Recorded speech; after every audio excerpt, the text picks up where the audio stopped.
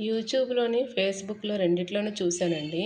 నెయ్యి మరగబెట్టిన తర్వాత కిందన గోదావరి ఉంటది కదా! దాంట్లో మళ్ళీ కాస్త నీళ్లు పోసి మరగబెట్టి, చల్లార్చిన తర్వాత ఫ్రిడ్జ్‌లో పెడితే దాంట్లో ఉన్న నెయ్యి కూడా వస్తదని. చేస్తే అలాగే వచ్చిందండి. చాలా బాగా వచ్చింది నెయ్య. అంతా తీసి పెట్టానమాట. దేవుడికి ప్రసాదం చేస్తున్నానండి దద్దోజనం. అన్నం కాస్త తడిగా వండుకొని, అందులో కాస్తంత పాలు, తర్వాత పెరుగు 2 సమానంగా వేసుకొని, చెంచాన్నర ఉప్పు వేశానండి. 2 సమానంగా వేశాను. చెంచాన్నర ఉప్పు వేసి, కలిపిన తర్వాత అనిపిచ్చింది నాకు ఇంకాస్త పెరుగు తక్కువుందని. అయితే పెరుగు కూడా వేశానమాట. మళ్ళీ కాస్త పెరుగు వేశాను.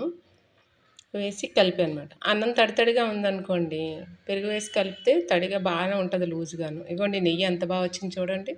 బాగా వచ్చిందండి. చాలా ఎక్కువ నెయ్యి వచ్చింది. అయితే కాస్త దేవుడి ప్రసాదం కదా అని నెయ్యి వేసి పోపేసానమాట. నూనె కూడా వేసానండి కాసంత.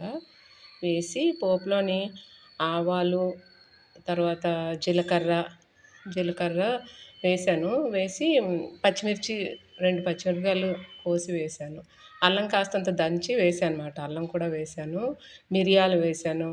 తర్వాత ఒక ఎండుమిరపకాయ తుంచుకొని వేసేసానమాట. వేసి పోపు బాగా వేగనిచ్చి, ఆ పోపు దద్దోజనంలో కలిపేసి, కాస్త పైనుంచి కొత్తిమీర చల్లాను. చల్లి దేవుడికి నైవేద్యం పెడదామని, దేవుడికి నైవేద్యానికని చెప్పి చేశానండి. చాలా బాగా కుదిరింది.